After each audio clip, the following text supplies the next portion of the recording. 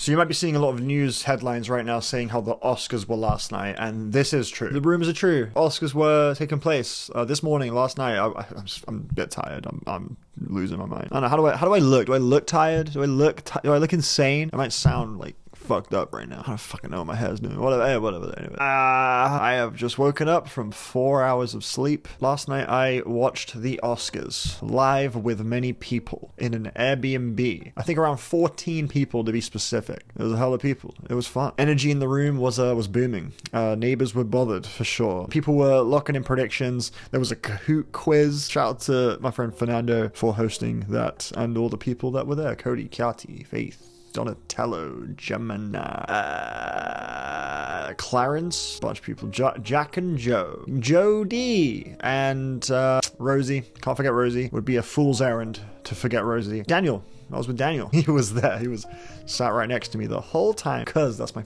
fucking guy. I think that's about Kareem was there. You don't care about any of these people. You know who they are. But I'm gonna shout them out regardless because I dig them. Good ass people. I pretty missed like one person. They're gonna be like, man, what about me? Or something like that. Sort of thing they would probably say. Anyway, here is on the screen right now my Oscar predictions, and I have an exclamation point pictured here. There you go. That is for when I got it right. X when I didn't get it right. I got 18 correct. It's pretty good going, considering that this year, in my opinion, one of the less predictable years. I mean, what they ended up choosing was fairly predictable, kind of safe, I guess, maybe sort of standard, but as far as knuckling down, locking in a guess, there was quite a few where I was like, shit, it could be this just as much as it could be this, and I was just sort of like torn between a couple. Like, that was a little tougher this year, which I thought was really exciting. You know, last year I think I predicted like 20 plus. I did pretty good. The videos on YouTube. And then the year before that, Oppenheimer just won everything, and then the year before that, Everything Everywhere All at Once just won everything. So there's been a few recent years where it's just like kind of bog standard predictable, and this year there was like some competition. Yeah, it was a tough one, but we're going to go through them right now. I'm going to give my opinions on the winners, whether I think they should have won, whether I would have voted for them, whether I think it like sucks that they won or something. But ultimately, I don't really feel that way about any of them, maybe except for like one or two. It doesn't really, matter. Oscars, I mean, when you love movies, if you really love film, you look at these nominees, you look at who got nominated, you're like, good for you, bro. Like, whatever, man. Doesn't matter. These are, for the most part, all very good films. Like, everyone should be proud of themselves. It's awesome that they all got to have a seat at the table here and have an opportunity to win an award. And, if they lost the award, doesn't mean like they suck or anything, or that they should be like, yes, like a whole discourse or whatever. Because, bro, the discourse for this year's Oscars has been louder than usual, whether it be to do with the acting race, the Chalamet, Michael B. Jordan stuff, or Best Picture and shit like that, and fucking K-pop demons. It's just been like a lot of noise. Obviously, politics are a huge factor in the Oscars, always have been. Should they be? I mean, to some extent, for sure. I guess ideally you want it to be just about the performances, who did the best, rather than which is the best narrative. But that is going to be a factor, and that was a factor in a lot of my predictions here. And sometimes that criteria, like that line of voting, can result in some of the nicest moments in the Oscars, in my opinion. It is a big presentation that is aware of how film journalism is, how publicized it is. Sometimes, yeah, it totally does lean into that. But as far as the show itself, I thought it went down pretty good. Conan O'Brien is a damn solid host, even though some of his jokes aren't the best. He's kind of just a charmer. He just sort of sells them. The F1 caps lock joke, I dug that. I'll admit it, I laughed at the brain rot joke. I look at that and I go, that's funny. Let's actually talk about the fucking thing though. Anyway, first up, let's start at the bottom here. Original screenplay. In the running, we had Blue Moon. It was just an accident. You said Right Supreme and Sinners. Good crop. Really into all of those except for Blue Moon, actually. Blue Moon, not a horrible screenplay. It's very dense with information, and the character dynamics, the power dynamics is very well explored. I just think it's a little too overly descriptive for my taste. It's a little wordy. I find it kind of obnoxious. It's still not even like a bad screenplay at all. It's very much a screenplay heavy movie, a dialogue heavy movie, and yeah, like there's a lot to chew on there. So congrats to the nominee, to the writers, to the nominees there. Every other screenplay I think is excellent. I think My Supreme screenplay is fucking great. Loads of fun, really funny, and a pretty emotionally potent portrait of, a post-World War II Jewish America, as well as a really touching story about what it means to confront adulthood. Like, there's layers to that screenplay, bro. But just having a lot of fun in the process. It's a great time. Sentimental value. Probably the most moved I've been by a screenplay in a minute. Really understands what it means, like how it feels for a family to collectively struggle with their own slowly dispersing relationships, the pain, the guilt, the fear atmosphere there, I think, is really wonderfully captured in Sentimental Value because it's done so sparsely. It's never too descriptive, like a Blue Moon. It's kind of the opposite. It's a little bit more about the in-between the line stuff, you know, for the actors to lift it up, which is exactly what I think happened in that movie. It's such a beautiful fucking movie. God damn it, I love that movie. It was just an accident. Best thing about the movie is the screenplay. But Sinners won. Sinners took it. I like that. I'm happy with that, bro. Ryan Coogler accepted the award. I fucking love him. I think Ryan Coogler is the coolest guy, like, of all time. He's great. And yeah, he won for this movie. And I think, sure, this movie does have some cheesy lines. Cat got your tongue? Blah, blah, blah. Like, you know, there's some lines in it that come off a little like goofy. Kind of feels like it's written by someone who just came off the back of 2 Marvel movies a little bit. But ultimately, it kind of sells it for the most part. Most of the time, it's not even that like big of a deal. But there are just a few times where I'm like, okay, it's not my favorite screenplay. We'll say that. But it's a great example of a fresh, original film that is kind of exemplary of what Timothy Chalamet was saying about the whole opera ballet thing. Like, it's a film that people really went to the cinema because they wanted to see it. That's what he was saying. I think that got lost in all the controversy, and he did go about it in a way that was pretty arrogant, to be fair. I get why people didn't fuck with it. Had a bit of a dude bro energy going on. But yeah, I think ultimately he was saying, like, he wants to be a part of films where it's not like let's keep it alive. It's like, no, I really want to see that. And I think Sinners is a great example of what that kind of movie looks like, and it's cool to see it win. I think it deserves it, and it was my prediction, and I got it right. Adapted screenplay went to One Battle After Another, which is right here. Yeah, okay, beating out Train Dreams, Frankenstein, Begonia, Hamnet. I mean, yeah, it's comfortably the best one, in my opinion. This is like a no-brainer, bro. This is definitely the best screenplay here. Fucking amazing screenplay. So many overlapping themes and subplots. It is full of humor and personality as well. Like, I think it's a fairly loose adaptation. It's like Violin is like the template for the film. Paul Thomas Anderson just totally makes it his own, and this is the guy that wrote Boogie Nights, Magnolia. Like, when it comes to interweaving characters and plots and themes, like, he makes it look fucking easy. I've watched the movie 3 times. On my last watch, I was like, fucking hell, the amount of moving parts that are just connecting flawlessly in the screenplay is nuts, bro. He is an actual beast with it. The world is not ready for a beast like PTA. The other screenplays here don't really care about Hamnet, Train Dreams, or Frankenstein, actually. Frankenstein's screenplay is actually really shit. You're the real monster, Dr. Frankenstein. Train Dreams as well is like, the man looked and thought about life. I think Hamnet's screenplay is pretty obnoxious too, man. I don't know. Bulgaria's screenplay is loads of fun though. I really like that screenplay. Overall, this is totally how it should have gone down. I would have absolutely voted for One Battle here. Visual effects, yeah, went to Avatar. Where the fuck is that? Beating out F1, Jurassic. I mean, look, bro, this happened, bro. Avatar won for visual effects. Woo! No, what?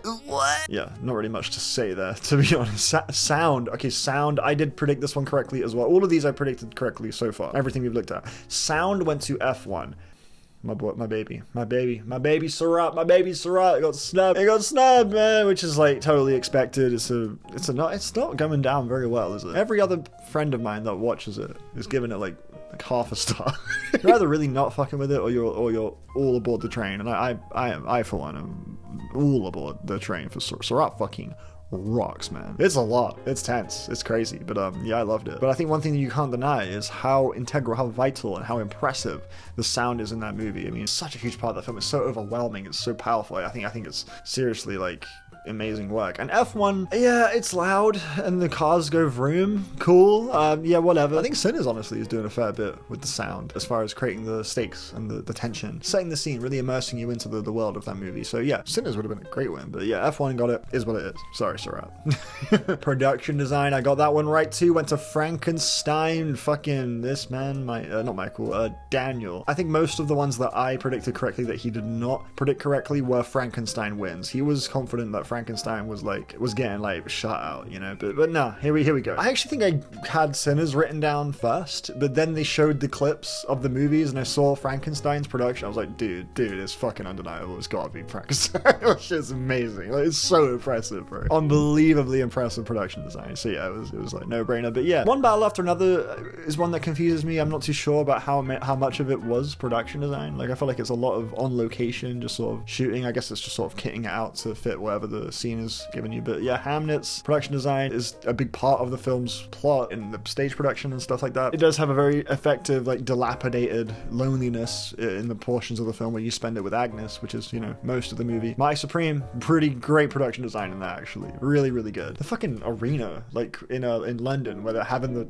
ping pong tournament, how big and sprawling it is, how all the extras fit into it, like it's really meticulous production design in March Supreme. Overall though, I'm not mad at this win at all. Frankenstein, like the effort on display in every shot of that movie as far as production design is undeniable. It definitely deserves this win. I think it's silly to complain about this win. Like if you're gonna complain about any of these and you choose this one, what are you doing, buddy? Like, you shut up. Just like get over it. Original song went to Golden. Now this is one of the few categories here that I look at and I'm like, you fucked it. Diane Warren was right there.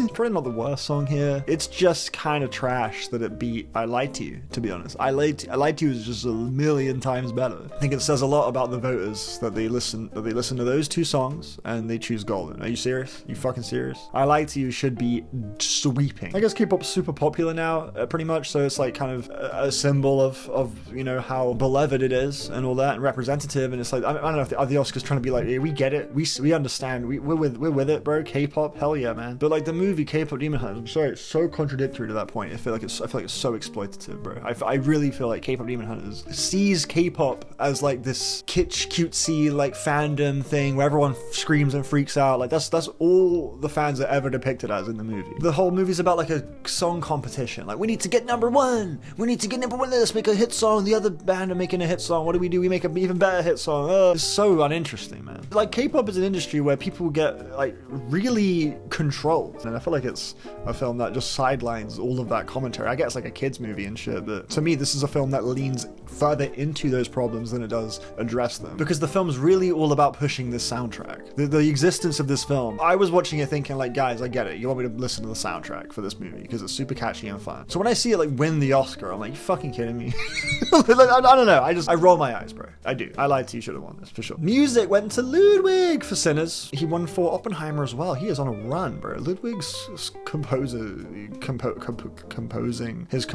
Let me compose myself. Fuck. It's pretty amazing. It's pretty cinematic. It's huge. It's sweeping. It's impressive stuff. And I do think this was probably the right call. I mean, the one battle score is better. It's way better. But like Johnny Greenwood's a cunt, so I'm not mad at this. I really fought with Johnny Greenwood. I would have been upset to see him awarded because I don't like him very much at all. But yeah, whatever, it doesn't matter because the Sinners win here is so deserved and so valid. Again, the score, the music of Sinners, that's like a massive part of that movie, and it's definitely a better score than the Begonia, the Hamnet, and the Frankenstein score, like 100%. Begonia's the closest. I thought Hamnet's music was really weak, and Frankenstein's music to me was extremely like cookie cutter, like borderline royalty free sounding.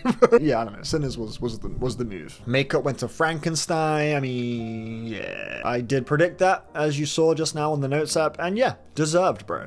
They spelled it wrong. Frankenstein. From what I could tell, Kokuho has some nuts shit going on, and same with Ugly Steps. I hear Ugly Stepsister is like gross, bro. Sinners obviously had some amazing makeup. Smashing Machine, I'm sure Dwayne Johnson looks a little bit different. Whoa. Yeah, no, Frankenstein, I mean, yeah, fair enough. I mean, Jacob Elordi looks crazy. The live action went to Two People Exchanging Saliva. I was so proud of this. Oh, it was a tie, actually. A tie between the singers and Two People, which is funny because the singers was going to be my other prediction. So if I went for my backup, I still would have been chilling. The concept of the singers sounds like a nice, wholesome, good time. I haven't watched any of these. I very rarely watch short films. I never watched the short films during the Oscars. Last year I watched a few, but this year I watched 0. And I voted for, or I predicted, Two People Exchanging Saliva because it's very high concept. It's about like a world where people can't kiss. And last year, the live action short film went to the one about the girl who fails a capture test and is convinced she's a robot. And that's also very high concept. And I was thinking like maybe that's where Oscars lean, like the ones that have like a really creative, weird idea at the center of it. That's what made me go with this. And I was vindicated for that choice because it won. And it tied, the third tie in Oscars history. They both got equal votes. So yeah, tie for the singers and Two People Exchanging Saliva. Congrats to the winners. International went to Sentimental Value, mate. I'm fucking buzzing, bro. I was really hoping this would happen. It is the best movie here, like fucking easily. Suck my Now, voice of him, Rajab is close. Secret Agent, it was between Secret Agent and Cinema Value. I really like the Secret Agent. In fact, the more I've sat with it, the more I realize I did actually enjoy it. I've thought about it more than I expected I would after seeing it. It's a pretty sick movie. I'd like to watch it again. Probably is my personal least favorite of the 5 here. I mean, it was just an accident. It would be second least favorite. I mean, that's still really good though. Honestly, this is a really good crop of films, bro. All 5 of these are class. I think any one of these winning is a positive outcome. But yeah, my favorite one of them was the winner. So yeah, we celebrate this, man. Yeah, I can't lie. The cheer in the room was contagious when this won, bro. It was good energy, man. It was good vibes. I was like, yeah, I found my people. You guys get it, bro. Film editing, one battle. Great choice. I mean, exceptional editing, to be honest. Some really nice match cuts. I mean, the edit of the entire "What time is it?" segment is pitch perfect editing, bro. The way the music is placed throughout, like, this is a great win. I'm happy that the Sky News website has kept in the movie for F1. That's nice. I'm enjoying that. By the way, Conan calling F1 a popcorn movie, that was nice. A little cheeky. I enjoyed that. But yeah, for like a disposable, in and out cinema, F1, product placement heavy, racing, popcorn flick, like that movie went on for way longer than it needed to, with loads of pointless ass romance shit between like Kerry Condon and Brad Pitt. Like, there was some sloppy editing choices. Like, sure, the racing is really frantic and dazzling and, you know, kinetic and stuff. To me, the winner here should have been Marty. I think Marty Supreme's editing is a cut above the rest, man. I know I'm like Mr. Marty Supreme and all. Like, I love that movie a lot, but bruh, the editing is genuinely like astounding. And I've seen it 7 times, bro. I've seen the movie 7 times in cinemas. I've seen it with like a bunch of my friends. I mean, I didn't plan to see it 7 times, but it just sort of ended up happening. I was with a friend. I was like, you want to see Marty Supreme? They're like, yeah, sure. I was like, trust me, you want to trust me. This movie's good, bro. And then the moment it starts, I'm just so seated for that 2.5 hours, and I'm not thinking about nothing else. Flies by. Like, it's such a watchable movie. The cut is so clean, but on top of that, the voiceover, the score, the needle drops, the amount that every single shot is telling you without you really realizing it is such a fucking meticulously edited movie. Like, every moment is just jam-packed, dense with information. All of it interesting and none of it hand-holdy. It's like, this is such a fucking deftly edited movie. Sentimental Value also, great editor. I like the cuts to black and Sentimental. I think they're really effective in Sentimental Value. But yeah, Sinners also would have been a good shot. Like, F1 is the only movie here I look at and I'm like, that is bad editing. And I actually did predict it, but I changed it last minute. Because at that point in the show, I was like, one battle's had some momentum. I could see it, you know, swinging a win here. So I changed it and I was right. My original prediction was F1 because I thought, oh, they always fuck up the editing category. Like when they gave the award to Bohemian Rhapsody. The Academy, they're striking me as the kind of guys that will look at an F1 and go, yeah, that's what, you know, good editing is. Speed, zoom, you know, yeah. I felt like I was there. Documentary feature, I got this one wrong. It's my first wrong prediction of the video. The Perfect Neighbor was what I thought was going to win. It went to Mr. Nobody against Putin. I have only seen one of these movies. It's the one I predicted, The Perfect Neighbor. Great documentary, by the way. Really, really good. Tough watch, man. Enjoyed it a lot. I thought that would be the winner, but I guess Mr. Nobody against Putin's got a fair bit of love. Daniel was telling me this. He was like, dude, Mr. Nobody against Putin, let me tell you, bro. This Putin movie, bro, let me tell you. This movie. Totally gonna win it. He was right. He got this one right. And I was wrong. I got it wrong. Yeah, haven't seen any of these except for The Perfect Neighbor, so I won't talk too much about that. Next up, we have documentary short, which I did guess correctly. It went to All the Empty Rooms. I was like, I don't know what these are. I haven't seen these movies. Which one has a subject matter that the Oscars can like shine a light on and feel proud about themselves for? All the Empty Rooms is the synopsis alone. I'm like, damn, that is heavy. It's about like a photographer who goes and takes pictures of the bedrooms of kids who have died in school shootings. It's a crazy, sad, upsetting subject, you know, and it's something that I feel like America should see and look at and confront. That is something that really should be interrogated and explored. And I feel like, yeah, I was like looking at this from like a voter lens. I'm pretty sure a lot of these voters didn't even fucking watch these movies, man. Like, have you seen the anonymous voter like things? Like, some of them are like, I didn't even fucking watch half of this. Like, dude, it's kind of crazy how many people that are like cast and crew don't actually really care about like watching movies. Like, these are the cunts that are voting for these. It's kind of telling, isn't it? But yeah, I was just thinking like from that perspective, they're probably not going to give it to the you know, like the fucking fucking donkey.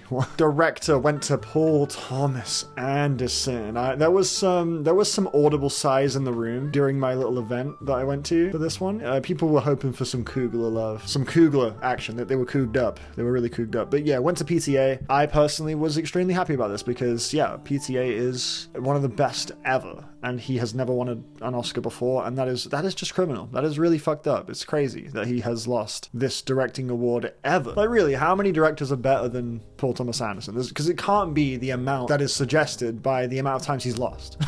Because he's like top 3, bro, and he ain't 3 in my opinion, and he ain't 1 either. He's 2. He's my second favorite behind Andrea Arnold. Yeah, extremely well deserved win. I mean, it's one of the most well directed movies I've seen in a bit. Who would I have voted for? Probably him. And I mean, part of me wants to say I would have voted for Josh Safdie just because his style is very my thing, but he seems like a dodgy cunt because of the whole good time thing. I mean, yeah, I think general fervor around Josh Safdie is like in the toilet on account of that. So you could say it's a smear campaign, but it's a pretty well-deserved smear campaign. I mean, that if you read up on that good time, that is gross. It's seriously gross. Like, Josh Safdie is a weirdo. Extremely not cool. But yeah, Paul Thomas Anderson, he's one of the best ever. It's long overdue. I was personally very happy to see this win. Costume design went to Frankenstein. I mean, that did have the highest number of costumes in a movie last year. That made me go, holy fuck, that costume is awesome. So who would I be to complain at this? Also, Avatar Fire and Ash being here is something that I initially was like, what? No, actually, this is a very valid nomination. Actually, they did make a lot of costumes. They didn't wear the costumes, but they did make a lot of very impressive costumes for Avatar Fire and Ash, and they scanned them in. Like, every single little atom and pixel of the costume was used in the film. Yeah, there was a lot of great work there, and they were really, really snazzy costumes. Like, I mean, you saw the movie. Like, the shit they're wearing is an actual physical costume that does exist, because that way it was able to get the physical texture of it to, like, look how it looks in the movie. So yeah, this nomination for Avatar Fire and Ash, I was too pushbacky on it at first. It's pretty deserved. A lot of hard work went into that, and it did show in the movie. Even if the actors themselves did not wear the costumes physically, yeah, the level of costume design work that went into that movie is probably a cut above your average film. My Supreme's costumes are really good, by the way. That would have been a cool win. But yeah, Frankenstein definitely deserves it. There were some unbelievably good costumes in that movie. Cinematography went to Sinners, man. I was like losing my mind between Sinners and One Battle, because this just seems like one of those ones where it's like, it's really like a popularity race. Which one's got more buzz, more momentum, more fervor, like more, I don't know, it was like, it's either One Battle or Sinners. It was just like a flip-flop in my mind. I feel like Frankenstein, My Supreme, Train Dreams, they just don't really have much of a voice here, you know, in the wider scheme of things. My Supreme winning would have been really cool. Darius Conji did an incredible job with that. Train Dreams probably has the most impressive, most pretty, most dazzling cinematography of the lot here. That's kind of a cinematography movie. A big bulk of the storytelling in that film is being communicated through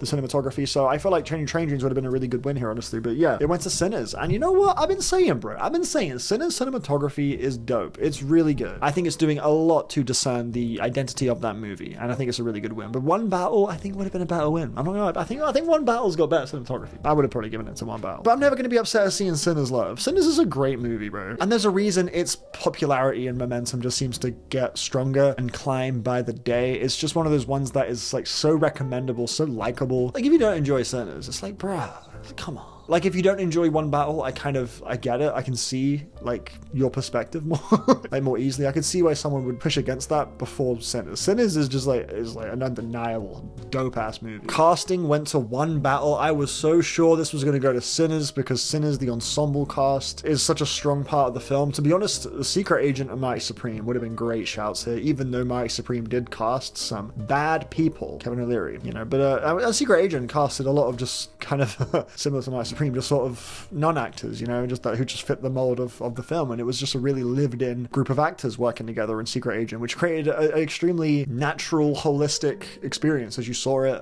But yeah, I just feel like Sinners and One Battle, they just have very distinct characters, very pronounced characters, all working together. Sinners, I thought Sinners had it locked in, but it went to One Battle, and I'm not even mad at that. Casting in One Battle is A1, bro. Shout out to Chase Finney, shout out to Regina Hall, Tiana Taylor, perfect casting for that character. Sean Penn what he did in that movie, only he could do.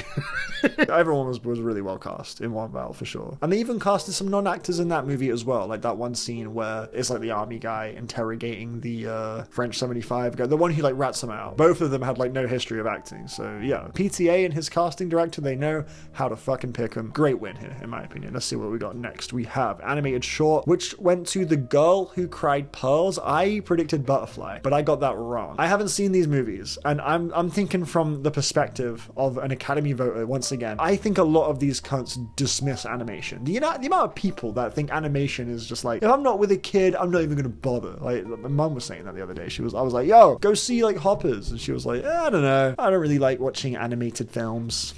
Man, stop it, come on. Don't act like you wouldn't have a good ass time watching animated movies rule. But yeah, a lot of people, adults, think animation is like, ooh, pretty colors, kids, you know? They don't respect the artistry of animation, and it's a shame. And I'm thinking from that point of view, they're probably just gonna pick the one that like looks the coolest. And I was going through these movies, like screenshots, and I was like, which one looks the coolest? And Butterfly looked fucking good, like really cool. It was like entirely out of like oil paintings. It's crazy. I was blown away. I was like, this is amazing. Just, I feel like the average animation denier is gonna scroll through these and just be like, oh, Butterfly looks nice, I'll vote for that one. That was why I voted for it, but it actually ended up going to The Girl Who Cried Pearls. So what do I know? I hear that they normally fuck this category up quite often. According to the people that tune into like everything that gets nominated, like I think it's a common opinion that the animated short category, they always pick like a pretty subpar one. I don't know if that's the case this time. I haven't tapped in, but yeah. Shout out to The Girl Who Cried Pearls. Congrats to the winners. Your movie just won a damn Oscar. That is wonderful. Animated went to Demon Hunters, which I did predict. Where is it? Too zoomed in, man. There we go. K-pop Demon Hunters. I was kind of voting for Little Amelie on this one. I fuck with that movie, bro. Also liked Arco. I thought Arco was dope too. I would have loved to have seen it go to either of those, but K-pop Demon Hunters is an absolute titan. It was a lock from like the halfway point of the year, and I am just gonna have to deal with it. It's a bad movie. Some of the fucking worst voice acting I've seen in a bit, bro. It's not funny. And again, it panders and exploits the point it's trying to make to sell a damn soundtrack. I think it sucks. Not a movie I enjoy or care about or respect, quite frankly. But look at the Spider-Verse animation and the songs. Ooh. Supporting actress. First award of the night. Very beginning of the show. Amy Madigan took it. I was predicting Teyana Taylor. Amy Madigan took it. I'm still reacting to this information. This is crazy. This is nuts, bro. Like, this is for this performance to win. I was doubtful this entire award season it was even gonna like make it. I was like, guys, come on. Amy Madigan for Weapons? That's not gonna get into the Oscars, bro. That's not gonna. But not only did it get in, it fucking won. That is nuts, dude. I'm pretty happy. This is one of my favorite awards of the night, actually. I'm just glad it went there. It is not my vote at all. Like, I think Inga was leagues fucking better. Like, if we're gonna go band for band, fuck that, we can go in for M. I'm thinking pretty much all of these performances were better than hers. I don't think Amy Madigan was particularly great at Weapons. She was like fun to watch. It's striking and memorable and pretty wacky, pretty funny, kind of scary. But yeah, despite my personal opinions on the performances we are seeing here, I'm still happy to see it go to Amy Madigan, dude, because it's just a very eccentric win for the Oscars. Horror never gets recognized, particularly horror like Weapons. Like, normally if horror does get recognized, it's something like The Substance, where there is a social issue at the center of it that has a lot of potency and meaning and relevance to today. Weapons isn't really quite as on the nose with its thematics and its messaging. It's like not at the forefront of the movie, you know? Like, Weapons is a pretty creative, zany roller coaster of a horror movie. It's pretty fucking wild that it's here at all. And yet here it is, winning for Best Supporting Actress. That is awesome. Good for Amy Madigan. My vote would have been Inga. All right, we have 4 categories left to talk about. Supporting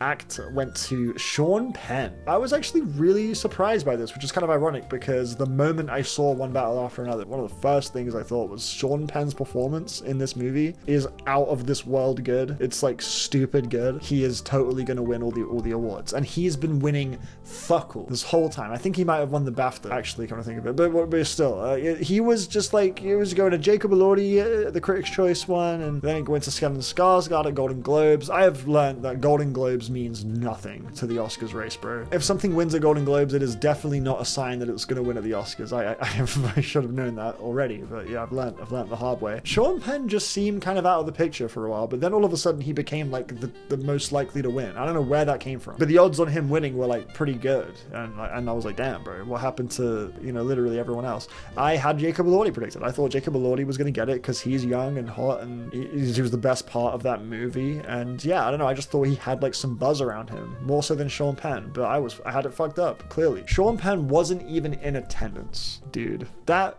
is lame, in my opinion. Didn't even show up, bro. In a year where you got Jafar Panahi, who can barely escape jail time for the movie he made. You got filmmakers like the director of Hin Rajab, who literally cannot be there against like national law. Sean Penn's like, I don't give a shit. I'm not gonna rock up. Like, there's no way he had plans.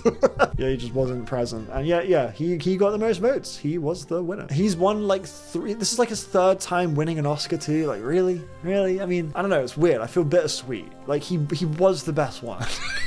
Like, comfortably the most entertaining and impressive performance of the 5 was Sean Penn. But at the same time, Sean Penn's like a known dick, and he's won twice before. It's kind of underwhelming. But this is what I asked for. I said in my review, like, he's got my vote. Like, I was, you know, so I can't really complain too much. Best actress, you're not going to believe this. It went to Jessie Buckley. Like, I thought for sure it was going to Kate. But no, Jessie Buckley got it, and yeah, great. I'm glad she's getting her moment in a performance where she really laid it out all on the table and put her damn soul on the line. Like, this is a great performance. I'm glad to see her get such wide love.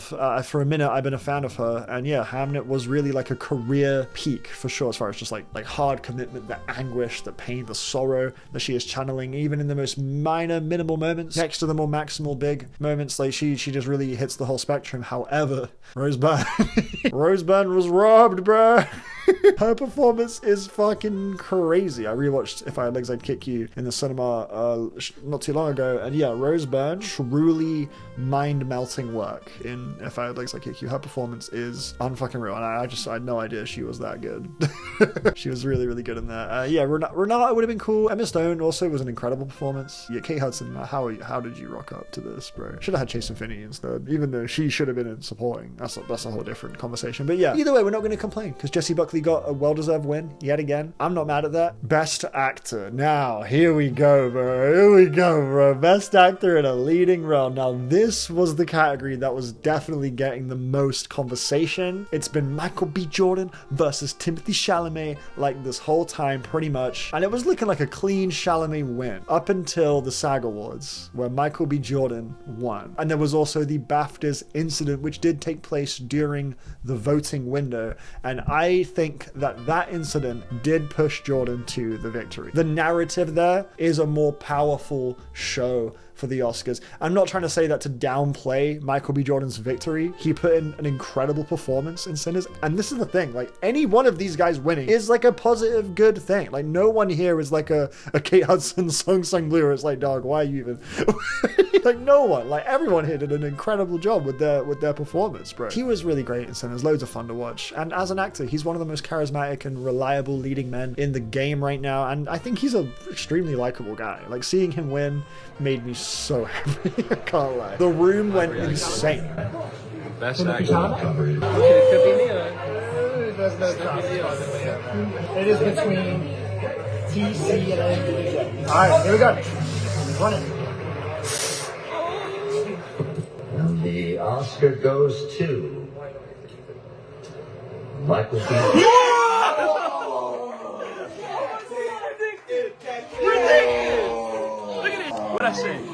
What'd I say? You got it.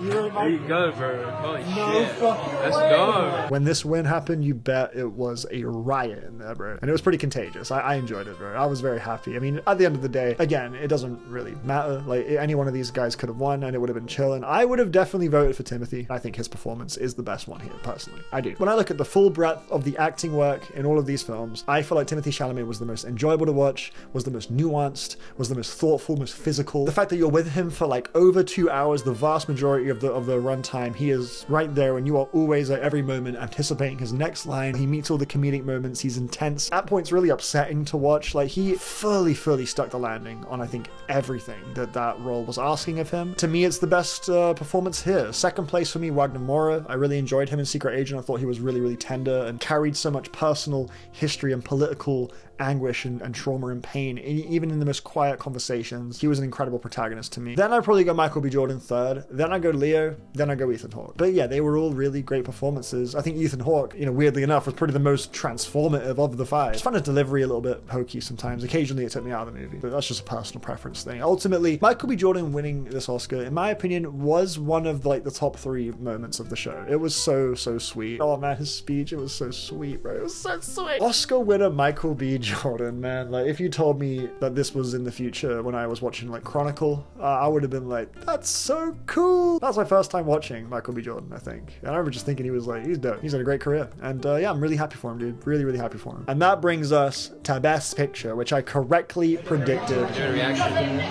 Best picture. You're saying Sinners. I'm saying Sinners. Locking it in. It's my lock of the week. You were right about Michael B, so you could hit a double there. I'm thinking. Yeah, Mike got nothing. I think Mike's got nothing. That's bad. What sentimental of that? I don't know, man. Past Oscar winners are weird. We've got Green Book and Coda. Coda was not the best film of that year. Power of the Dog in that same year, man. Alright, here we go. Judas and the Black Messiah too. Alright, Here we go. locking in one battle. Locking in Sinners. The Apple goes to one battle. Wow! There you go. There it is, man. There it is. The movie of the year, man. There you go. Pretty safe. Pretty safe. I mean, it's a way better. You I next think one. history will vindicate this more than The more that one battle's aged, the more the discourse is like. yeah. It's like still people love are the movie. very critical of Its it. popularity has increased over time. One battle's kind of stayed the same. I think people still love the movie a lot. I think overall the voters are going to rank it above Sinners more often. But there it goes. That's it, man. See you next year. It went to one battle after another. This one was very much a one battle or Sinners race, as many of these categories were. It was just one battle be Sinners. And Sinners, like I was saying earlier, like Sinners momentum, Sinners, like the love for Sinners has just grown since it came out. Every day I feel like it gets more appreciated and respected, and that's awesome. One battle, on the other hand, kind of feels like it came out, everyone was like, it's amazing. It's just kind of stayed there the whole time, and it's like, yeah, it's amazing. There's people that think it's overrated, obviously, as there always will be, but generally, like, the critics adored it, the people adored it. It's going down as a classic, like, regardless if it wins Best Picture. And yeah, I think history will vindicate this choice. I think 15 years from now, One Battle will be in that list of movies alongside, like, there will be like Tarantino films or Scorsese films, like these great American, like, classic movies.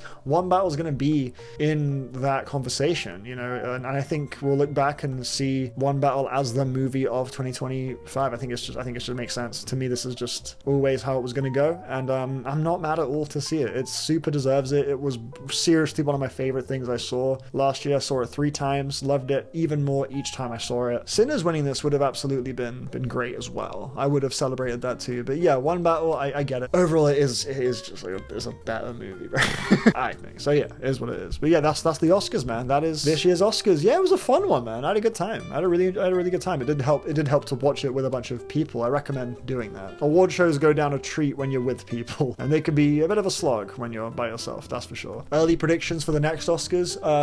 Best Picture is gonna go to Dune 3. Thank you for watching. Bye.